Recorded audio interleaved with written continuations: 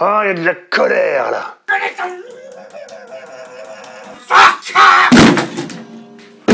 Nouvelle rubrique avec un titre bien putaclic. Ah, on aime le putaclic, ça fait de la vue. Mais on va quand même, tu me connais, un tout petit peu essayer de donner du contenu. Alors avant d'aller plus loin, je voudrais te faire écouter un truc énorme. Ça, tu connais? C'est le Triaxis. Couplé avec le gros bœuf qui est en bas, je vais te dire que ça prune de chez prune. Tout ça dans un torpedo, un capteur. Je te fais écouter ça tout de suite.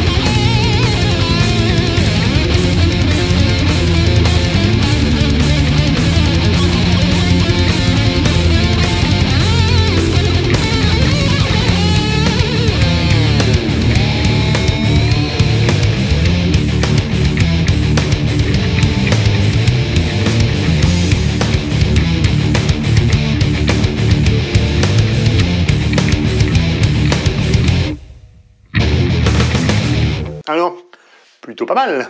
Ça pousse un peu. La gratte, c'est celle-là. Voilà, c'est une bonne Jackson japonaise avec un EMG 81 classique.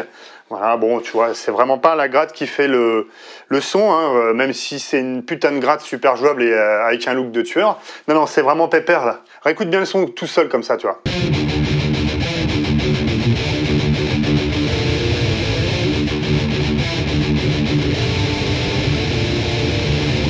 Voilà, tu vois cette espèce de son, c'est gros, c'est touffu, c'est énorme, il y a de la basse, c'est bien contenu, bah ça c'est typique le Triaxis. Oui, sauf que non, c'est pas le Triaxis, c'est ça. Voilà, j'ai fait ma prise de son avec ça, tu vois, un micro-cube de chez Roland, et puis devant, je lui ai collé ça. Tout con, tu vois, un bon vieux Schneider, un Schneider E906, les nouvelles versions. Ah, je te rassure, le but, c'est pas de te niquer, de te faire passer pour un con. Vous avez une amende d'un crédit pour infraction au code de moralité du langage. Je me serais fait avoir aussi. Et d'ailleurs, on s'est tous fait avoir. C'est le but de la colère, là. Arrêtons de nous faire enfler par les vidéos de vendeurs. Les tests, déjà, on est rendu YouTube, ce n'est plus le rock, ce n'est plus la musique. On parle de matos avant de musique. Bon, ça, c'est un autre débat. Il y aura d'autres colères là-dessus.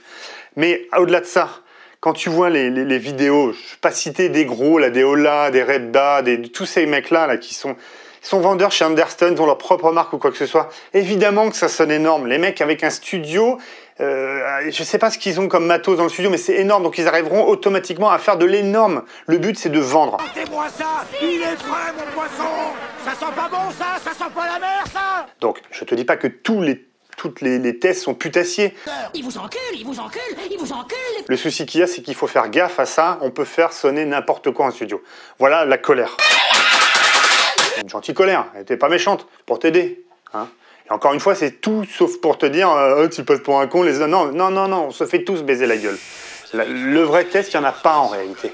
Avec YouTube, c'est toujours compressé, c'est toujours traité. En plus, le mec qui achète une gratte, il en est fier, il va essayer de la mettre en avant. Moi-même, le premier, j'ai fait un test Harley Benton où je te vends du miracle avec Harley Benton. Bon, en réalité, si tu regardes le texte, je te mets ça en lien ici. Si tu regardes le test, j'ai changé les deux micros, c'est mixé, c'est présenté. Évidemment qu'elle sonne. Ça fait pas d'elle une mauvaise guitare, mais je n'irais pas faire une tournée mondiale avec une Harley Benton.